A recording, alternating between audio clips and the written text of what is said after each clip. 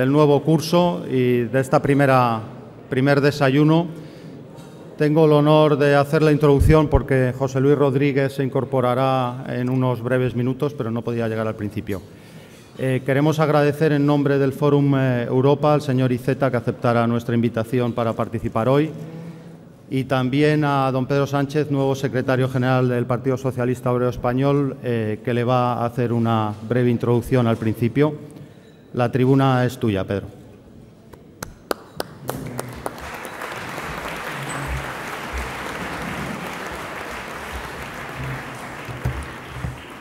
Muy buenos días a todos y a todas.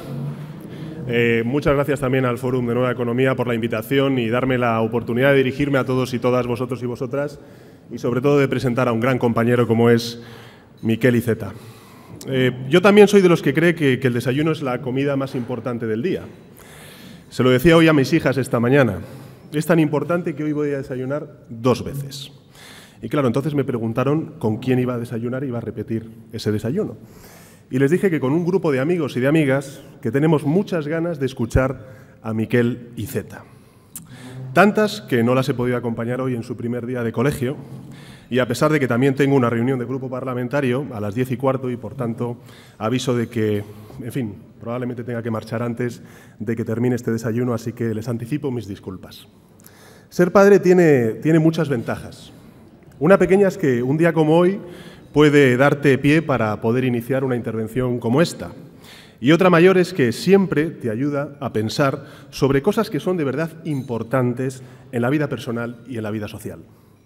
Ayuda a repensar y a redescubrir principios que pueden haber sido repetidos cientos de veces, pero que mantienen toda su vigencia. Principios sencillos, como el simple hecho de que destruir resulta mucho más fácil que construir. Principios poderosos, como que toda sociedad necesita representantes conscientes de que sumar siempre es mejor que restar. Miquel es una de esas personas. Sin embargo, no es eso lo único que le hace único. Vivimos un tiempo de cambios, en lo que todo parece acelerarse, pero yo creo que en un mundo tan rápido no podemos entenderlo, aún menos gobernarlo, con ideas rápidas de consumo inmediato. Crisis económica, crisis social, crisis territorial, crisis de nuestro sistema político. Siempre está a mano esa explicación desalentadora y en cierta forma cómoda que lo reduce todo a fuerzas que nos controlan y que en consecuencia a nosotros nos limitan a poco más que la frustración y que la protesta. Yo creo que debemos intentar comprender y comprendernos, porque es cierto que la crisis no depende de nosotros, pero cómo respondamos y reaccionemos a esa crisis sí que depende solo de nosotros. Y porque solo así podremos hacer algo diferente.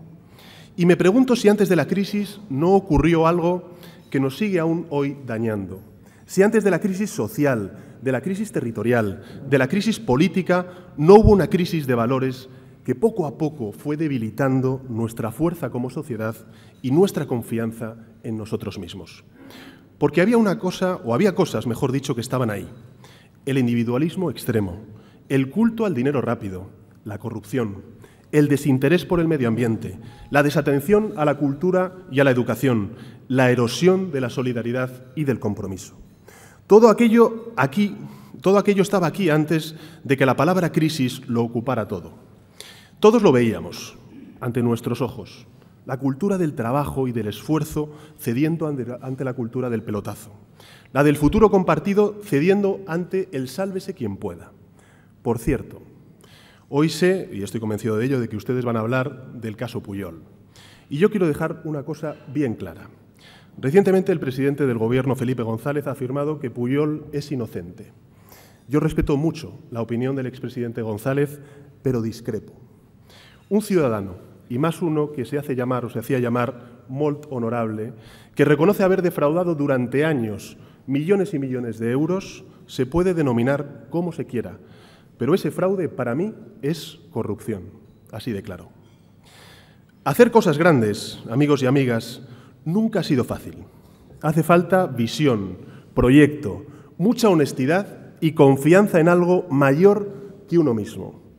Eso es lo que creemos los socialistas Y eso es precisamente lo que defiende Miquel Iceta, que donde se siembran muros no se recoge ni crecimiento ni felicidad, que nosotros estamos para tender puentes y no para construir frentes, que las víctimas de los discursos de trinchera son siempre los ciudadanos rasos, que el hilo del diálogo, de la responsabilidad, del esfuerzo, es el único hilo con el que podemos tejer la convivencia. En eso es en lo que creemos los socialistas.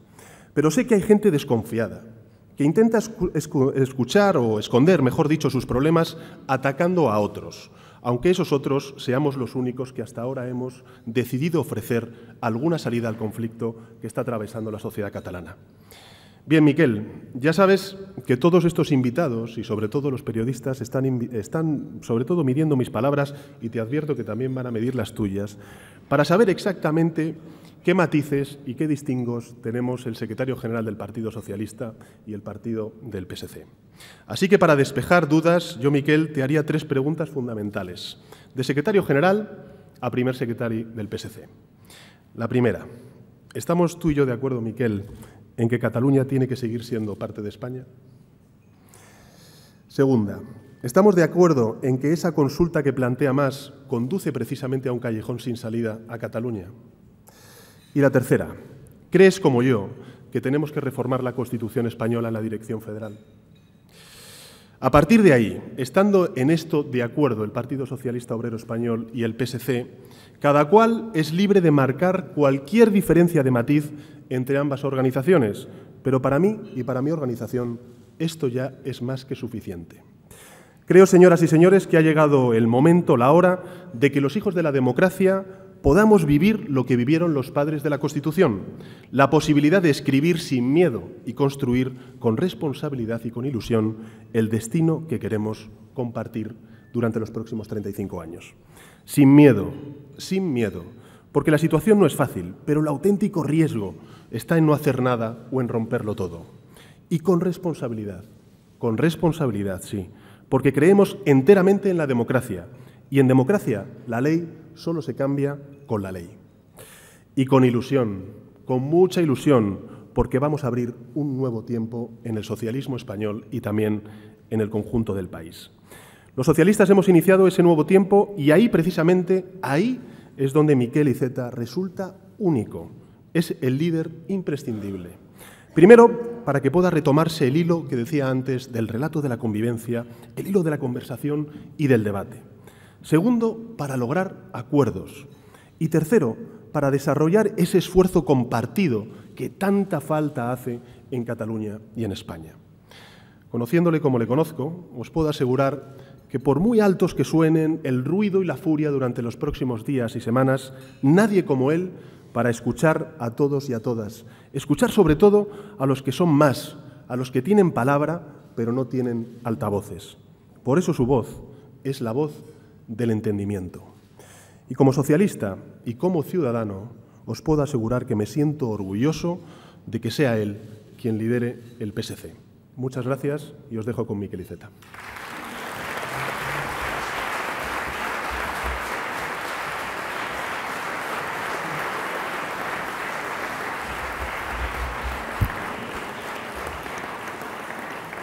Muy buenos días, señoras y señores, amigos y amigas, muchos amigos y amigas, muchas gracias. Quiero agradecer a José Luis Rodríguez, el presidente de Nueva Economía Forum, y a los patrocinadores, a Sisa, a BT y a Red Eléctrica de España, la amable invitación que me permite dirigirme hoy a todos ustedes. Y quiero agradecer también a Pedro Sánchez, secretario general del PSOE, sus palabras de presentación. Tenía aquí apuntado que son una muestra de amistad y de compromiso político. Pedro, 3 de 3. Yo lo digo porque recordarán ustedes, San Pedro pasó la historia por negar 3 veces. Yo, en fin, no quiero establecer paralelismos. Yo he afirmado 3 veces. Aprovecho para decir que, en mi modesta opinión, Pedro Sánchez es quien más está haciendo en estos momentos para intentar resolver el problema de relación entre Cataluña y el resto de España, que junto a la crisis y sus efectos es la cuestión más grave a la que nos enfrentamos como país en los últimos años. Precisamente por la gravedad del tema y por la inminencia de la celebración de la Diada Nacional de Cataluña y de la convocatoria de una consulta por parte del presidente Mas, voy a centrar mi intervención en esta cuestión. Sin agotar las razones de fondo que explican las razones del malestar de amplios sectores de la sociedad catalana, malestar, por cierto, sobre el que alertaron sin éxito los presidentes Maragall y Montilla, a quien saludo, déjenme que recuerde la batalla frontal del PP contra el Estatuto, que, por cierto, llegó a recoger firmas para pedir un referéndum ilegal, lo digo porque hay precedentes de algunas cosas, o la sentencia del Tribunal Constitucional sobre el Estatuto, que por primera y única vez en nuestra historia democrática modificó un texto legal que había sido sometido a referéndum de los ciudadanos tras haber cumplido escrupulosamente el trámite parlamentario. O la crisis económica que alimenta la percepción de maltrato fiscal, o para acabar la erosión del autogobierno causada por decisiones del Gobierno de España o del partido que lo sustenta, que tampoco ha mostrado mucho talento al abordar cuestiones sensibles como la lengua. Han llegado al punto de aprobar una ley para denominar la PAO, lengua aragonesa propia del área oriental, a las variedades dialectales del catalán noroccidental. Por cierto que sobre el delicado tema de las lenguas de España confío que el seminario El reconocimiento de la pluralidad lingüística en España, que precisamente se celebra hoy mismo en la Fundación Ortega Marañón, aporte claridad y esperanza de cara al futuro. Créanme que no me refiero a estas cuestiones con afán polémico, pues a estas alturas eso no sirve de mucho, ni tampoco para ocultar errores que se hayan cometido desde los partidos e instituciones catalanas, pues eso tampoco ya sirve de nada. El caso es que nos encontramos en vísperas de un conflicto institucional que se producirá inevitablemente cuando el Tribunal Constitucional, con toda probabilidad, suspenda cautelarmente la convocatoria de una consulta convocada por el Gobierno de la Generalitat a partir de la ya inminente aprobación de la Ley de Consultas Populares no referendarias. El Gobierno de Cataluña se ha comprometido a convocar una consulta el 9 de noviembre con una pregunta acordada con Esquerra Republicana de Cataluña, Iniciativa per Catalunya Verds, Esquerra Unida y Alternativa y la CUP, que a mi juicio ni siquiera cabe en la ley que aprobará el Parlament. Se quiere formular una pregunta propia de un referéndum en el marco de una ley de consultas populares no referendarias. Es evidente que eso no va bien. Una ley que, por cierto, teniendo el aval del Consejo de Garantías Estatutarias catalán, y por eso vamos a votarla, mereció 4 votos particulares de un organismo formado por 9 personas. En una situación normal, tras la suspensión cautelar, todo el mundo esperaría y aceptaría el papel arbitral del Alto Tribunal y esperaría la resolución definitiva, tanto por lo que se refiere a la ley como a la convocatoria de la consulta. Pero hay partidos en Cataluña, especialmente Esquerra Republicana, que urgen al president Mas a hacer caso omiso de las decisiones del tribunal. Y espero que sea el propio president quien desdeñe esos envenenados consejos que encierran un peligro que no quiero ni siquiera entrar a considerar.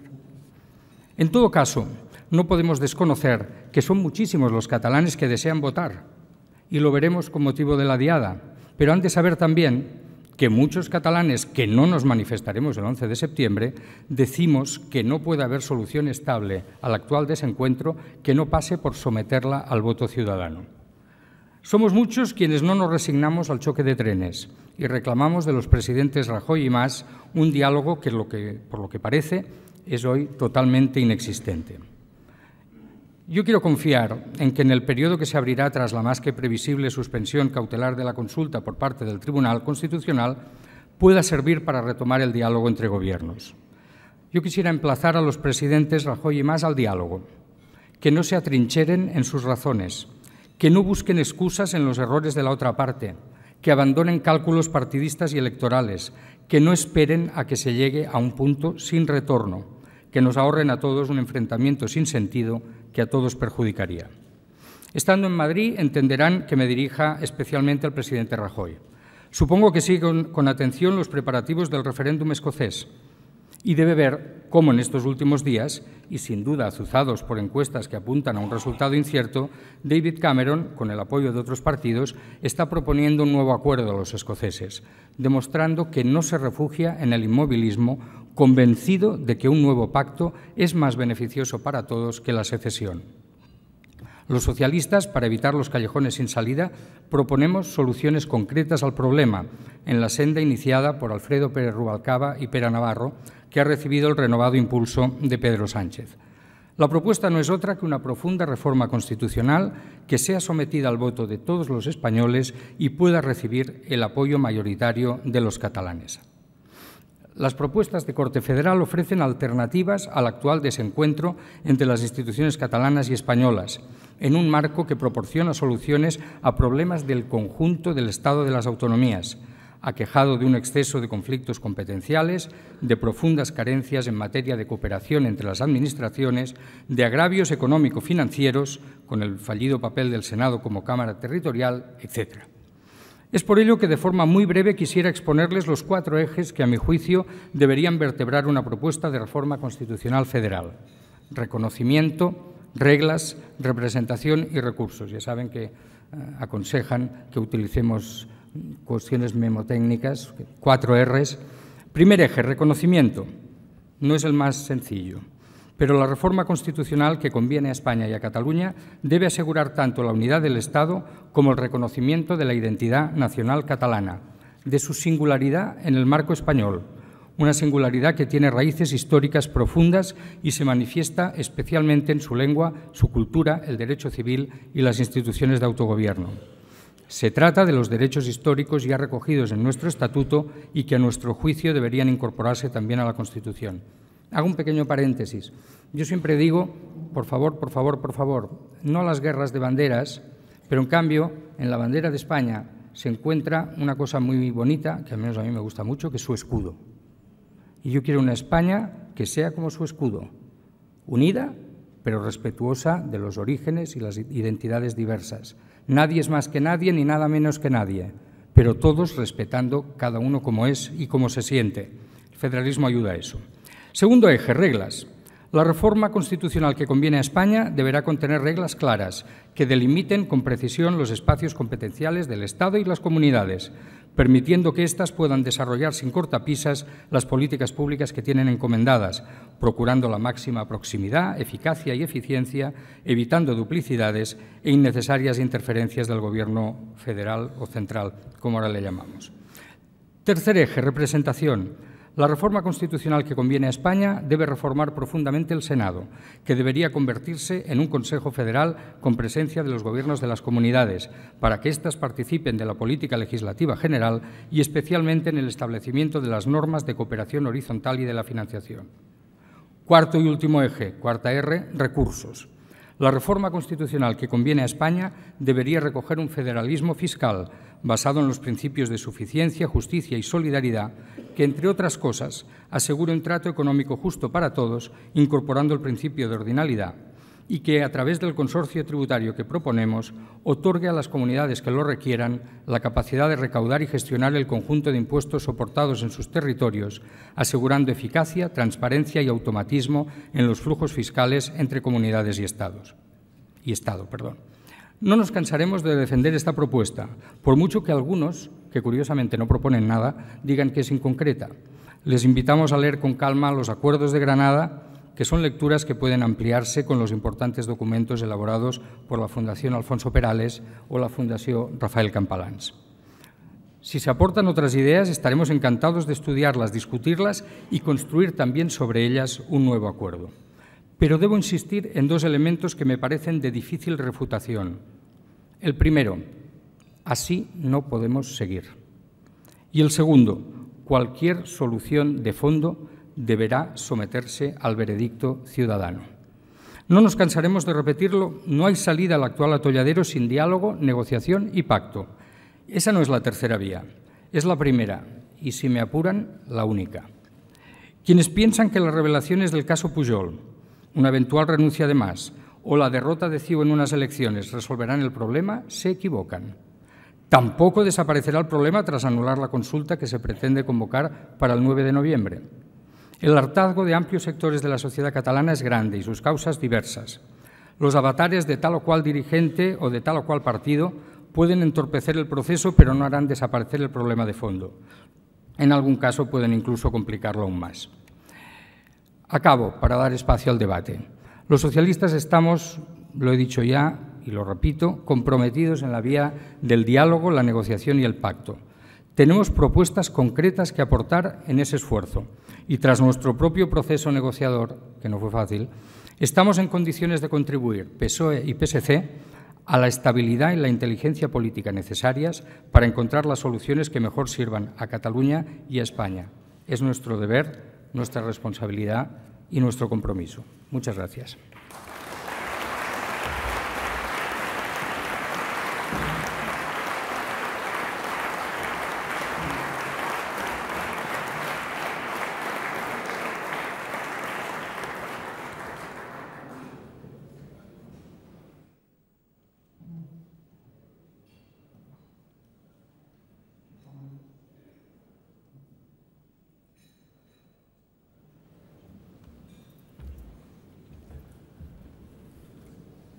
Buenos días. Empezamos con el coloquio y, por supuesto, hay muchas preguntas, más habrá. Si le parece, empezamos por esta de Federico Castaño, de Vox Populi, que dice: ¿en qué se diferencia el federalismo fiscal que propone del concierto económico vasco? Mire, en una cosa muy sencilla, que es que el federalismo fiscal es solidario, pero no quisiera ser injusto con el sistema de concierto del País Vasco, porque yo me leí la ley, y la ley del concierto vasco habla de solidaridad. Otra cosa es que luego en el cálculo del cupo podamos discrepar sobre si ese criterio se incorpora suficientemente o no. Déjenme ser así delante de Patxi López, a quien respeto y admiro. Y por lo tanto, la verdad es que es muy distinto. Nosotros no contemplamos un sistema de financiación que no incorpore en primera línea los elementos de solidaridad. Nosotros creemos que todos los españoles tienen una igualdad de derechos en el acceso a los servicios públicos universales y, por lo tanto, para nosotros esa también es una línea roja. Lo digo porque muchas veces, cuando se oye la palabra pacto fiscal, hay gente que piensa que es una manera de escabullir responsabilidades solidarias y, desde luego, en nuestro caso, no es así. Julio Álvarez le pregunta por qué ha rechazado usted la propuesta del Partido Popular de formar una gran coalición contra el soberanismo en Cataluña y si teme usted el abrazo del oso. ¿No cree que tarde o temprano tendrán que formar un frente común, aunque usted es poco amigo de frentistas? Yo no soy nada amigo de frentistas, pero es que además, ¿no decimos que estamos en contra de las elecciones plebiscitarias? ¿Qué serían sino unas elecciones plebiscitarias en las que solo se presentan dos candidaturas, una, digamos, independentista y otra que no lo fuera? ¿Vamos a hacer ese regalo a Esquerra Republicana? Me extraña tanto que lo proponga el PP, que he venido a Madrid a ver si encuentro alguna razón. ¿Qué ha sacado usted en limpio de sus contactos con la plataforma antisoberanista Sociedad Civil Catalana y con las entidades independentistas ANC y Òmnium? Le preguntan.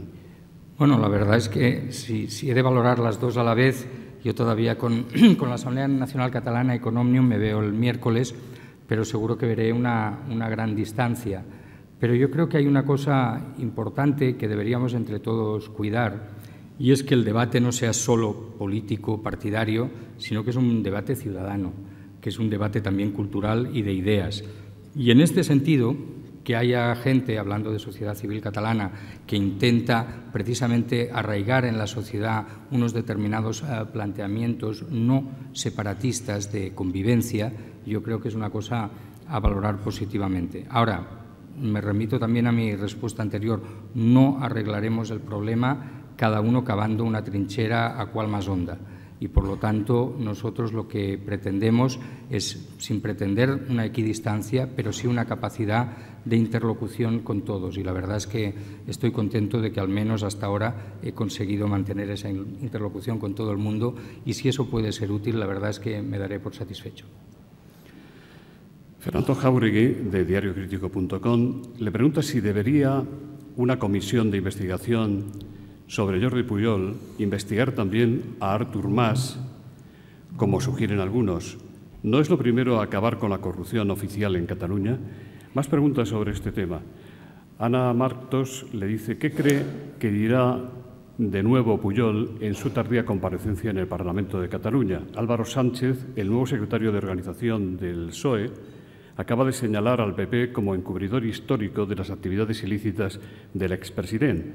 ¿Por qué no hacen ustedes autocrítica y se aplican el cuento también a ustedes? ¿No hizo lo mismo antes el PSOE de Felipe González, que dejó vivo a Pujol en el sonoro caso de Banca Catalana? Olvidamos que Maragall metió el dedo en el ojo cuando dijo, en sede parlamentaria, que el problema de CIU era el 5%, lo que cobraban a los contratistas. ¿Por qué Zapatero miró entonces para otra parte y tampoco el PSC fue demasiado lejos? Voy por partes, pero al mismo tema. La corrupción es enemiga de la democracia. Si no acabamos con la corrupción, ella acabará con el sistema político democrático tal como lo conocemos. Y por desgracia, y quizá algunos lo han descubierto con verdadero horror, pues Cataluña no era una zona libre de corrupción. Y por lo tanto, ahí siempre nos van a encontrar. Pero también le diré, hay que hacer las cosas bien. Yo no estoy convencido que comisiones de investigación que solo sirvan para que los políticos nos lancemos los platos a la cabeza sirvan para limpiar de corrupción el sistema político. En ese sentido, confío mucho más en la labor de la justicia, pero, en fin, es una apreciación quizá personal. Sobre la comparecencia de Jordi Pujol, yo le diré, yo no creo que vaya a decir cosas muy distintas de las que dijo en su comunicado inicial, entre otras cosas porque él sabe que esto más temprano que tarde acaba en sede judicial y dudo que vaya a perjudicarse a sí mismo o a su familia con sus declaraciones. El tema de quién ha encubierto a quién. Mire, no quisiera alargarme sobre esto, pero el primer secretario del PSC en la época de Banca Catalana era Raimon Obiols y sufrió un conato de agresión en el propio Parlamento de Cataluña tras haber denunciado este caso, en el interior del Parlamento.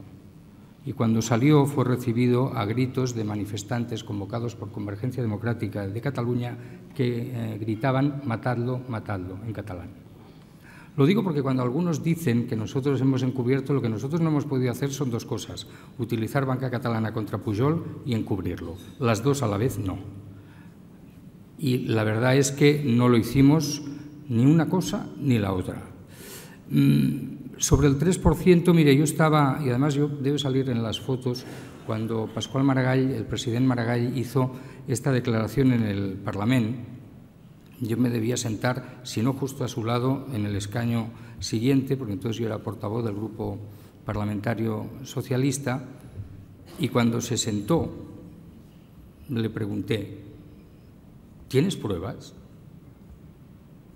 Y él me dijo, no, lo dice hoy un periódico. Digo, estas cosas son conocidas, no estoy revelando ningún secreto de mi relación con el presidente Maragall. Y yo le dije, hombre, es muy distinto lo que puede decir un periódico o lo que podemos decir en conversaciones más o menos privadas de lo que se debe sostener en una sede parlamentaria. Con perdón, y ahora quizá me arrepiento, le reñí por hacer una afirmación no fundada.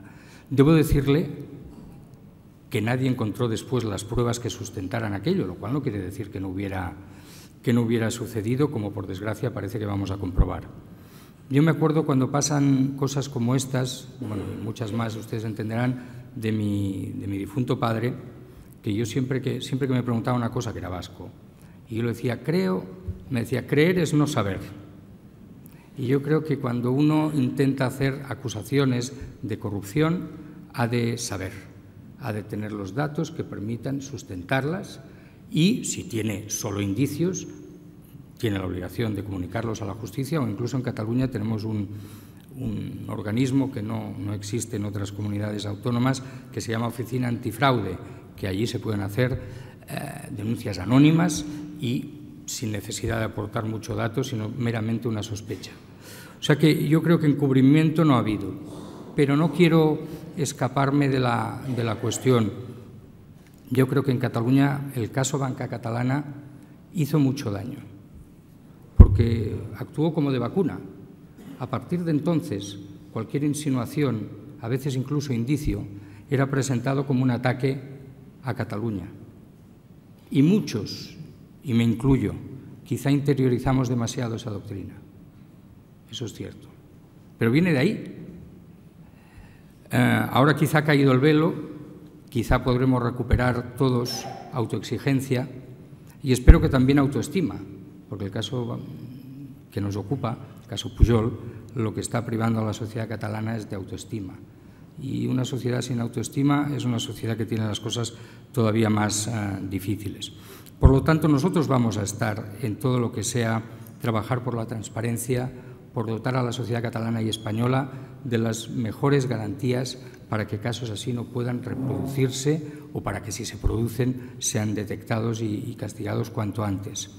Pero no va a ser sencillo. Y, por último, hay gente en Cataluña que piensa, y yo creo a veces tener alguna sospecha, que el interés de algunos por agitar de determinada forma estos casos es muy coyuntural. Yo debo decir que no me gustó nada la intervención del ministro Montoro en el Congreso. Precisamente no creo que sea eso lo que nos ayuda a eliminar la corrupción, sino que sigue ofreciendo pretextos a quienes quieren esquivar sus responsabilidades. Los corruptos son personas, no ideas. Por lo tanto, el catalanismo no es hoy ni más ni menos corrupto que pudiera ser antes de conocerse los datos que el propio Jordi Pujol ha puesto sobre la mesa. Lo digo porque en una sociedad democrática un gobierno no puede utilizar los mecanismos del Estado para la lucha política y, sobre todo, no puede parecer que lo hace. Y yo ya había escuchado alguna vez al ministro Montoro decir: esos actores que se manifiestan, a saber si cumplen con Hacienda. Eso lo puede decir seguramente todo el mundo menos una persona, el ministro de Hacienda. Virginia Mayoral, de Informativos Telecinco, le pregunta si apoya el PSC una comparecencia de Artur Mas en el Parlamento sobre el caso Pujol.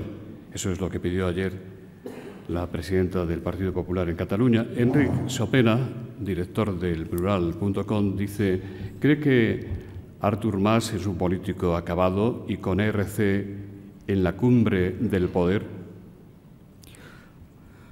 Vamos a ver, nosotros pediremos la comparecencia de quien haga falta para aportar datos. Por lo tanto, si en un momento determinado creemos que el presidente Mas puede aportar un dato sobre el caso Pujol, no dudaríamos en pedirle su opinión. De hecho, en fin, el curso político empieza en Cataluña con el debate de orientación política general. Me va a tocar intervenir en nombre del Grupo Socialista. No quisiera desvelar mi intervención, que por otro lado tampoco tengo preparada del todo, pero sin duda… No se corte, diga algo, no, poquito. Sin duda yo le hablaré de esto y le diré, para enseñar todas las cartas, nosotros queríamos que la comparecencia de Jordi Pujol se produjese antes del debate, precisamente para ahorrarnos algunas preguntas.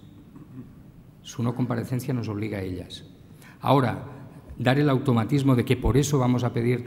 Hay una cosa en la corrupción, nos ha afectado tanto a tantos, a los socialistas también, que depende de cómo la abordemos, en vez de dar claridad y limpiar los casos de corrupción, lo que hacemos es contribuir a una sospecha generalizada y al final favorecer que se escape todo el mundo de los que realmente se han corrompido. Y por lo tanto, yo no soy partidario de la táctica de la tinta del calamar y, con todo el respeto a la labor que los profesionales de la información realizan, no todo lo que se escribe es argumento suficiente para pedir una comparecencia, lo cual no quiero decir que no tenga importancia y que no deba ser objeto de estudio o de mayor investigación, pero no todo así.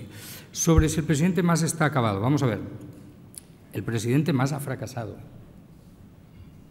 Estar acabado no me gusta, como también le he de decir, el presidente Mas, en el tema este de la corrupción de Jordi Pujol, cometió un error, que es que en su primera comparecencia sobre el tema ante los medios dijo que era una cuestión estrictamente privada y familiar. Se equivocó. Cuando nos hallamos frente a un caso de esta naturaleza, causado por una persona que ha sido 23 años presidente, que es un fraude fiscal continuado por más de 34 años, pues hombre, no estamos ante un caso. Luego ha habido otro dirigente de Convergencia, y ahora verán por qué se lo digo, que como gran respuesta a esto dijo: Jordi Pujol debería desaparecer. A mí me pareció de muy mal gusto, lo dijo el alcalde de Barcelona, porque Jordi Pujol no ha de desaparecer, ha de dar cuentas, porque solo arrojando luz sobre lo que ha pasado conseguiremos sanar el problema. Y por lo tanto yo, el desaparecer o decir que una persona está acabada, yo intento no utilizar ese lenguaje. Ahora bien, que el presidente Mas ha fracasado no es que lo diga yo, es que él anticipó elecciones.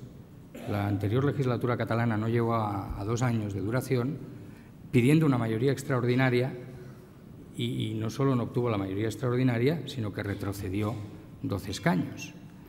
Aquel era quizá el momento de pararse a pensar si el objetivo que se planteaba tenía el apoyo suficiente, y él, en vez de pararse a pensar, y esto en las noches electorales, la verdad, no es un problema que aqueje solo a un partido, sino que a veces puede pasar a otros, en una noche electoral, que los resultados no son los que uno esperaba, pues tomas decisiones apresuradas que piensas que te ahorran el problema.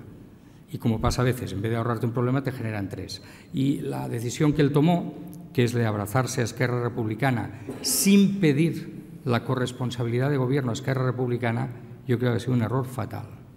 Y si hoy en día en Cataluña se habla ya de elecciones anticipadas, dicen ellos, precipitadas, digo yo, es muestra de otro fracaso.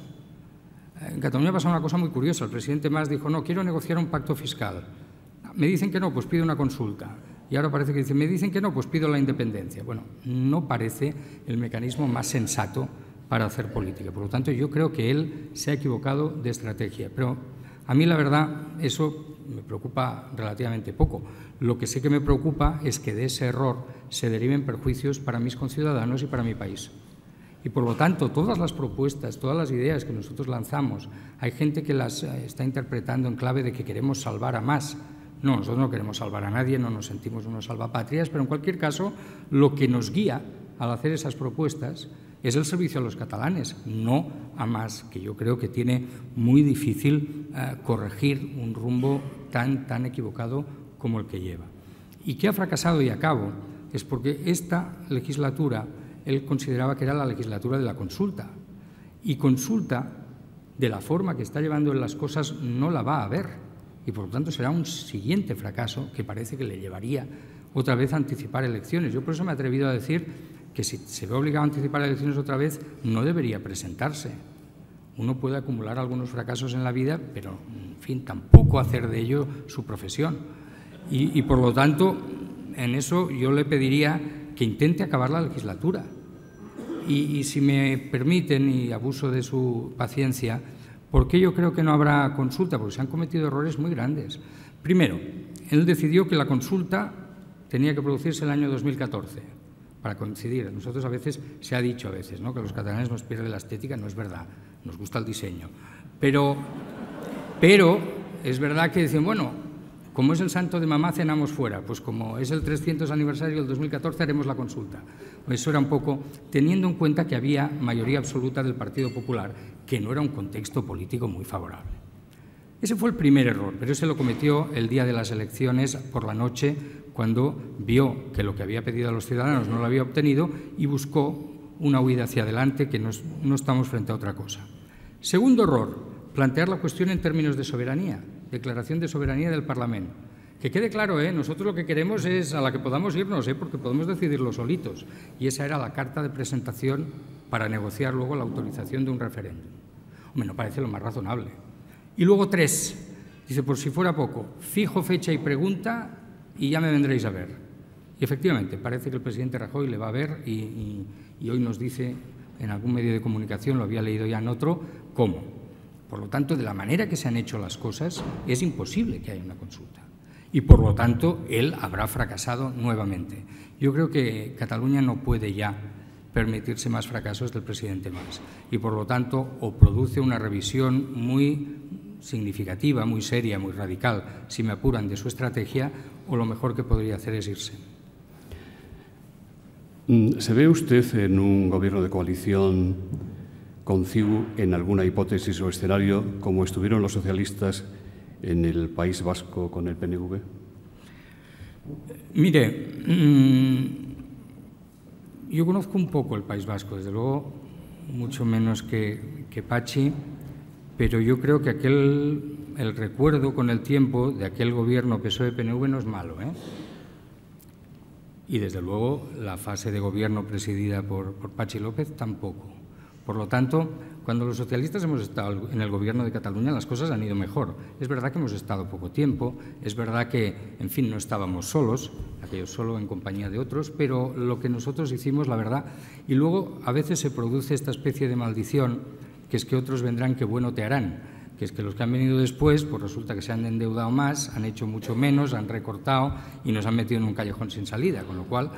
ahora bien, le vuelvo a decir, nuestro objetivo no es gobernar a cualquier precio, nuestro objetivo es ayudar a salir del atolladero. Yo estoy dispuesto a ayudar sin ni siquiera estar en el Gobierno, para dejar claro que no es a cambio de una consejería de 2, 3, 4 o 5 que se produce el apoyo, sino en función de compartir unos criterios básicos de política. Yo alguna vez he hecho broma de que si tuviera un eslogan en mi escudo de armas, que como es un apellido vasco pues lo tiene y muy bonito, pondría Nació pa pactar. Yo la verdad es que en política, yo creo que la política sirve para resolver problemas, que los políticos lo que tenemos la obligación es de mirar a los ojos a nuestros conciudadanos, de ver qué problemas tienen y de hacer lo que esté a nuestra disposición para arreglar esos problemas. Por lo tanto, y los problemas normalmente se arreglan o se empeoran desde el Gobierno. Y así como hay una izquierda que parece solo decidida a tener el premio de quien mejor reivindica, yo aspiro que la izquierda del Partido Socialista sea la que más y mejor soluciona y, por lo tanto, la que más y mejor gobierna. A mí no me hace ascos el Gobierno. La prensa de Madrid dice, con total despliegue en primera página, que Rajoy tiene preparadas las medidas para evitar la consulta. ¿Usted puede hacer siquiera una especulación acerca de cuáles serían esas medidas? ¿Incluiría la suspensión de la autonomía de Cataluña o cree que hasta ahí no va a llegar? Pero es que para suspender la consulta no le hace falta eso. Y creyendo conocer al presidente Rajoy, yo creo que utilizará, si fuera médico probablemente él sería homeópata.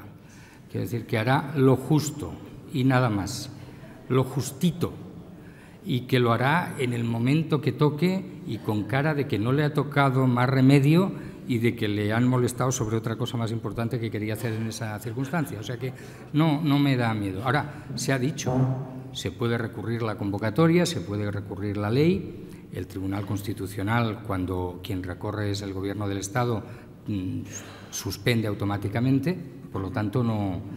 Yo hay veces que algunos independentistas hablan, nos enviarán la Guardia Civil, y yo siempre respondo no, medio abogado del Estado. Y en la vicepresidencia del Gobierno creo que están especialmente bien guarnecidos, ¿no? De abogados del Estado me refiero, y por lo tanto no creo que haga falta más de eso. Pero a mí, y perdónenme que aproveche la pregunta para decir otra cosa, pero eso no me preocupa, eso ya está, casi me atrevería a decir, eso ya ha pasado. Se va a firmar un decreto y se va a suspender una consulta. A mí lo que me preocupa es el día siguiente. Y entonces la cuestión es, ¿seremos capaces de aprovechar el día siguiente para retomar una vía de diálogo, negociación y pacto? Esa es la cuestión. Y a mí me da la sensación, y quiero agradecer a Pedro Sánchez lo que está haciendo, que para que eso sea posible el día siguiente hay que trabajar desde ya. Y no todo el mundo está trabajando desde ya. Y Pedro Sánchez lo está haciendo. Y yo quiero, en nombre del socialismo catalán, reconocérselo hoy aquí. Margarita Sáenz Díez, periodista, dice, si las urnas salen a la calle el 9 de noviembre, ¿qué puede pasar 15 minutos después? Mucha suerte, don Pedro. Sí. Saludo a mis compañeros diputados que tienen reunión de grupo, eligen nueva dirección, que lo hagan bien. Vamos a ver. Depende de qué urnas. Yo no me imagino que el Gobierno de Cataluña ponga urnas. Yo creo que… Perdone, señor Iceta, le vamos a dejar porque el Grupo Socialista es muy numeroso. Y más debería ser. Vamos a permitirles que puedan salir. Gracias por su asistencia y continuamos en un instante.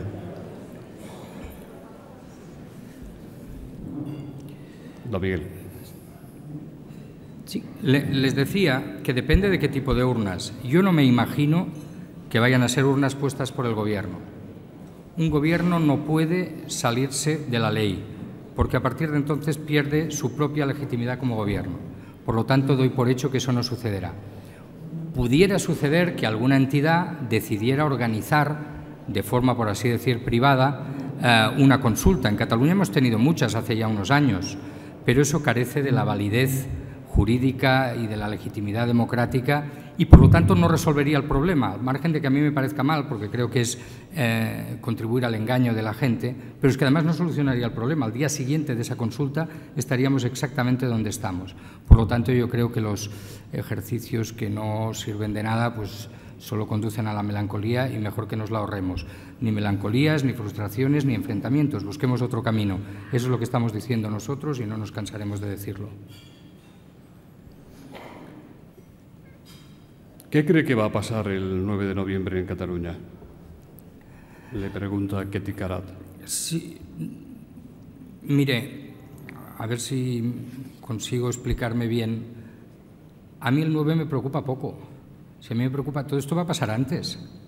Si se sigue el calendario que más o menos el Gobierno ha ido indicando, la aprobación de la ley de consultas y la convocatoria de la consulta se va a producir antes de acabar el mes de septiembre. Y, por lo tanto, lo que deba suceder, la reacción del Gobierno de Cataluña y la reacción del Gobierno de España va a ser antes. Por lo tanto, a mí el 9 de noviembre, ¿sabe qué me parece? Lejos. Y, en cambio, el 19, me parece es 18 o 19, cuando se quiera aprobar la ley de consultas en el Parlamento y el día 19 o 20 el presidente Mas convocaría con esa pregunta fallida, pues ese es el que me preocupa. ¿Qué pasará después, cuando se haya suspendido la consulta? ¿Será el Gobierno de Cataluña capaz de ceñirse a su papel institucional y aceptar el criterio del Tribunal Constitucional y esperar a su resolución definitiva? ¿Será el Gobierno de España capaz en esa circunstancia de negociar en serio una solución que solo puede ser política al conflicto que está planteado? Eso es lo que me preocupa. Y eso es, desde luego, bastante antes que el 9 de noviembre. César Angulo le pregunta si tiene usted información o simplemente alguna intuición respecto al resultado del referéndum en Escocia. Si triunfa, como señalan las últimas encuestas, el no, el sí debe de ser, ¿no? ¿Cree que Artur Mas y los que le empujan cogerán mayores ínfulas y que el Gobierno de Rajoy tendrá que hacer algún gesto? Vamos a ver, volvería a mencionar a mi padre en el sentido este de que creer es no saber. A mí cuando me pregunta qué va a pasar en Escocia no tengo ni idea. Y yo creo que ellos tampoco. Yo lo que sí que puedo decirles es que yo cada día miro las encuestas nuevas que van saliendo y es un tema que me apasiona. En estos momentos la cosa está muy, muy empatada y en un referéndum nadie se atreve ahora a hacer pronósticos ciertos. Pero mire usted, desde luego, si ganara el sí, los sectores independentistas en Cataluña verían revalidada su estrategia y su voluntad. Si sale que no, también les advierto, saldrán diciendo que lo importante es que allí se ha podido producir el referéndum. O sea, en esto no nos engañemos. Ellos ya tienen los dos escenarios y en los dos salen, por así decir, ganando. Pero esto a mí me da una reflexión. Nosotros ya saben que estamos mirando mucho lo que sucede en Escocia y también lo que ha ido sucediendo en el tiempo en Quebec. Y esos dos procesos, si han sido posibles, es por dos factores que aquí, por desgracia, o por suerte, en algún caso, no se dan. El primero, había un partido independentista que había ganado las elecciones con mayoría absoluta. Eso daba un liderazgo al proceso independentista incontestable. Y dos, había un diálogo político entre el Gobierno de la Federación, en el caso del Canadá, o del Reino Unido, en el caso del Reino Unido, con el Gobierno del Quebec y de Escocia. Claro, aquí no se dan ninguna de las dos cosas. Aquí Mas pidió una mayoría extraordinaria y se pegó un leñazo considerable. Y aquí, por lo que sabemos hasta ahora y por desgracia, no hay un nivel de interlocución, de negociación entre los dos gobiernos que permita ser optimista. Por lo tanto, si yo fuera independentista, y no me extrañaría que eso estuvieran pensando en Esquerra Republicana, en fin, para un salto como el de la independencia, un partido independentista con mayoría absoluta sin duda es más eficaz que un partido debilitado, como en este caso es Convergencia y Unió. Y, por lo tanto, antes me parece que he dejado sin contestar una pregunta que alguien decía, ¿está en manos de Esquerra Republicana? Yo creo que estamos asistiendo a un cambio en la hegemonía política, en el soberanismo, que está pasando de Convergencia a Esquerra Republicana, que hoy, a ojos de muchos españoles, pero también de muchos catalanes, es quien manda a pesar de no estar en el Gobierno. Desde La Sexta le preguntan qué opina usted sobre la alerta de la Embajada americana sobre riesgo de violencia en la Diada. Bueno, la Embajada americana, con todos mis respetos, pero también seguro que les dice a los turistas que eviten las Ramblas en la medida de lo posible, ¿no? Quiero decir, las embajadas suelen ser muy cuidadosas de dar buenos consejos a sus ciudadanos, ¿no? Y les dicen, allí donde hay grandes aglomeraciones no os acerquéis, y por lo tanto ha hecho esto. Realmente, a los que hemos ido mucho de manifestación, las manifestaciones, sobre todo si son muy numerosas, pues plantean temas de movilidad y a veces incluso de agobio. Pero si lo que se quiere decir es si hay indicios de que las movilizaciones del 11 de septiembre puedan ser en algún caso, digamos, violentas, crispadas o tensas, yo no tengo ninguna noticia al respecto. Por lo tanto, por eso le he querido hacer la consideración turística, digamos, porque creo que es la que ha llevado a la embajada a hacer... ¿Dónde va a estar usted el día 11 de septiembre? Yo, me tienen frito. Voy a hacer muchas cosas porque ya sabe que nosotros hacemos muchas cosas el 11 de septiembre. Bueno, primero, la Generalitat este año ha decidido cambiar el acto institucional y lo lleva a un sitio cerrado, a la Llotja de Mar. Y entonces será un acto, en fin, espero que no, porque como tengo que ir, pero a mí me gustaba mucho el formato de la diada que decidió el presidente Maragall, que precisamente hacía actos al aire libre y que eran actos de, casi me atrevería a decir, de fusión cultural, ¿no? Había muchas cosas, había música, había poesía, había a veces pequeños trozos de teatro, había danza, había además idiomas, colores, en fin, eran muy bonitos en la Ciutadella y este año el Gobierno ha decidido hacerlo de otra manera. Por lo tanto, yo empiezo las festividades el día anterior, el día 10, en este acto en la Llotja de Mar, pero luego viene el día 11. Entonces, el día 11 primero ponemos flores a Rafael Casanova, cada año allí vamos, y luego solemos ir a Sant Boi, que es donde está enterrado. En Barcelona también el día 11 hay un homenaje a Salvador Allende en el que me gustaría estar, pero creo que no podré, y culminaré el día en una cosa que me apetece mucho, y es que el Ayuntamiento de Santa Coloma inaugura una biblioteca. Y como yo en esto, la verdad es que las bibliotecas, eso sí que quedará, y eso sí que iguala, y eso sí que difunde cultura y tal, pues me apetece este día, ya que tengo una mañana muy floral, acabarla entre libros en Santa Coloma. Laura Jarrín le pregunta qué opinión le merece el movimiento Libres e Iguales, cuya portavoz es la diputada del Partido Popular, doña Cayetana Álvarez de Toledo. También le pregunta si tendrá fuerza este movimiento para movilizar a la sociedad española frente a la deriva independentista. Y también le preguntan sobre Podemos. Muchos piensan que Podemos es una amenaza para el Partido Socialista, para el PSOE, lo es también para el PSC. Mire, sobre lo primero no quisiera parecer, porque no lo soy, irrespetuoso, pero no conozco lo suficiente. Plataformas, para bien o para mal, están saliendo muchas, en Cataluña también y en el resto de España. En este caso a mí le he de decir que el nombre me gusta mucho, pero lo que hay detrás o lo que pueda plantear esa plataforma, la verdad es que lo desconozco y por lo tanto, siguiendo aquello de creer es no saber, sobre lo que no sé no opino.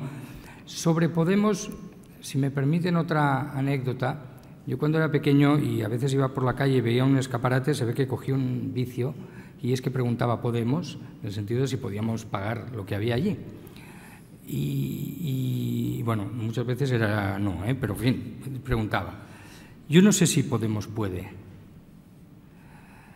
Yo creo que Podemos está sirviendo para expresar un malestar sobre el funcionamiento de nuestras instituciones y de nuestro sistema económico, y yo lo que valoro, me quedo ahí, en el sentido de que quizá el Partido Socialista, otros partidos también, no hemos sabido representar o recoger a tiempo esa crítica. Ahora, no está escrito que no podamos hacerlo en el futuro y, por lo tanto, cuando ahora salen tantas encuestas y que les dan tan buenos resultados, incluso en las municipales, incluso en lugares en los que, digamos, sus dirigentes no son muy conocidos, sus dirigentes locales, porque no se sabe que los haya, yo creo que es muy prematuro todo lo que se está hinchando ahí, quizá un globo muy grande. Pero me quiero quedar con lo que creo que es fundamental. Yo creo que Podemos recoge parte de la herencia del movimiento 15M y recoge sobre todo una crítica social que el Partido Socialista debería también atender para darle respuesta desde nuestra perspectiva. Ojo, porque yo también lo he dicho, nosotros somos un partido de izquierdas, pero somos un partido de izquierdas primero que es democrático, es decir, nosotros, si Sabina nos critica, nos hemos acostumbrado, de hecho Sabina nos critica mucho y jamás nadie le ha dicho que zapatero a tus zapatos, con perdón por lo de zapatero a tus zapatos. Nosotros somos una izquierda con vocación mayoritaria, de gobierno, reformista y por lo tanto una izquierda que no promete paraísos celestiales, sino que promete reformas terrenales. Entonces, por tanto, somos una izquierda muy distinta a la que ellos quieren representar.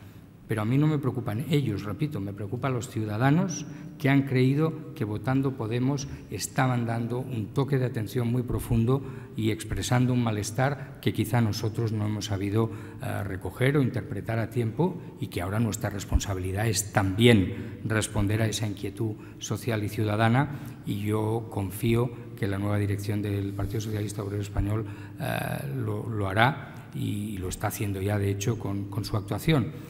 En Cataluña Podemos da mucho en las encuestas, pero allí nadie sabe quién es el responsable en Cataluña de Podem. Y por lo tanto se hace muy difícil saber.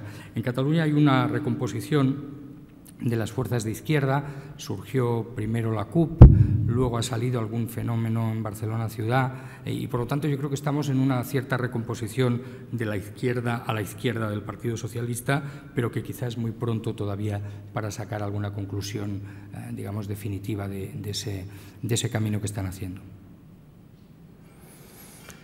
Señor Iceta, ¿en qué líneas maestras basará usted la estrategia del PSC para las municipales en Cataluña?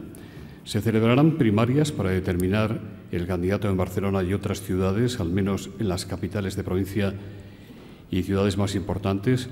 Collboni, presidente del PSC en Barcelona, será el candidato a la alcaldía de la ciudad condal. Sí, en este caso es que él precisamente surgió de un proceso de primarias abiertas a la ciudadanía, de los primeros que se hizo, o sea que él es nuestro candidato.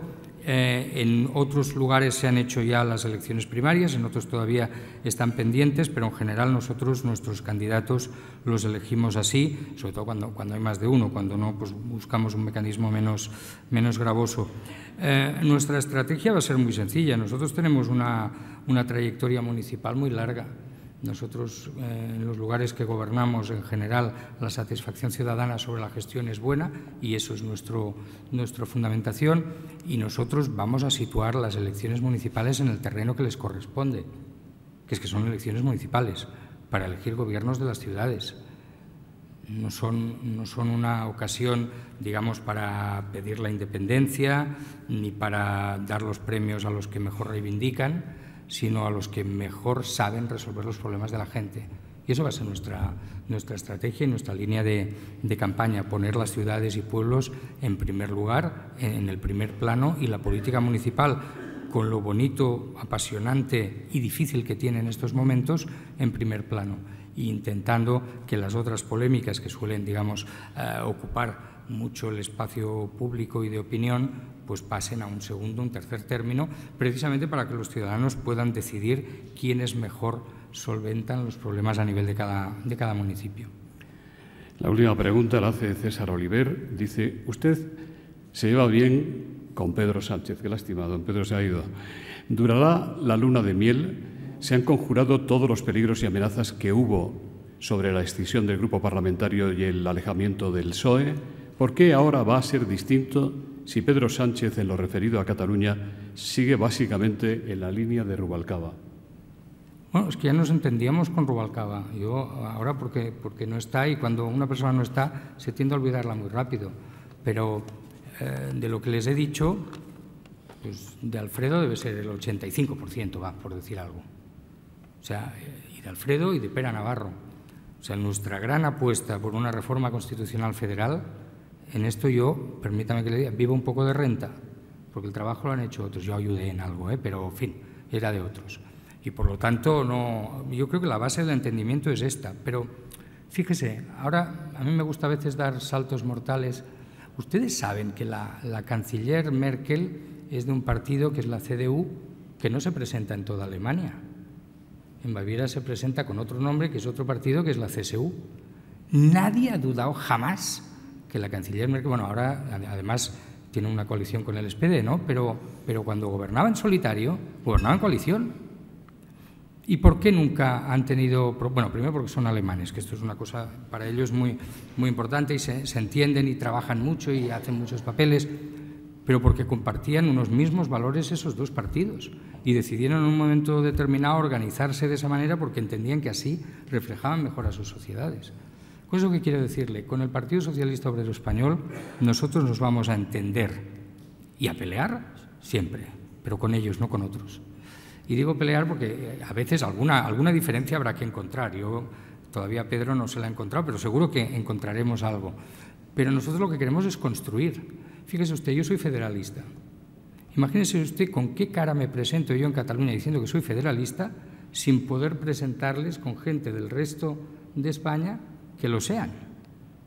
El proyecto federal del PSC, sin un Partido Socialista Obrero Español orientado en un sentido federal, no tendría ningún sentido.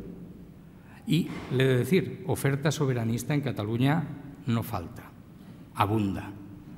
Oferta federalista yo creo que podemos hacer esfuerzos porque sea más potente. Entonces, yo por eso digo que, además yo lo decir, hay un tema también de trayectoria personal.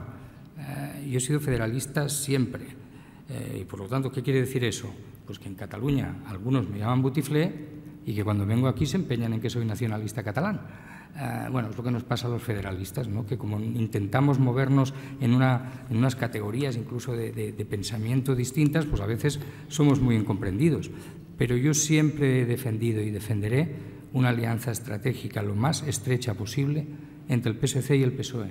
Porque creo que eso es bueno para el PSC y para el PSOE, para Cataluña y para España. Y si creyera otra cosa, defendería otra cosa. Pero es que el paso del tiempo no hace más que reafirmarme en esa convicción. El mejor servicio que puede hacer el PSC a Cataluña es encontrar un nuevo acuerdo con el resto de España. Ese nuevo acuerdo será de corte federal y para que ese nuevo acuerdo sea posible necesitamos un Partido Socialista Obrero Español fuerte y cómplice. Cómplice en el sentido positivo de la palabra, cuando hablamos tanto de corrupción, pero en fin, cómplice. Y yo creo que eso lo hemos encontrado históricamente, con sus altos y sus bajos, lo encontramos con Alfredo y desde luego lo seguimos encontrando con Pedro Sánchez. Está usted en su casa, vuelva cuando quiera. En nombre de las entidades que hacen posible este Fórum Europa, Asisa, Red Eléctrica de España y BT, despide el acto don Jacinto Cabestany, consejero delegado de esta última compañía en España. Muchas gracias otra vez, señor Iceta, señor Sánchez, en nombre de los patrocinadores. Es desde luego para nosotros un honor que en esta nueva etapa del Fórum Europa los líderes relevantes de PSC y PSOE de esta nueva etapa hayan estado hoy aquí con nosotros. Mucha suerte.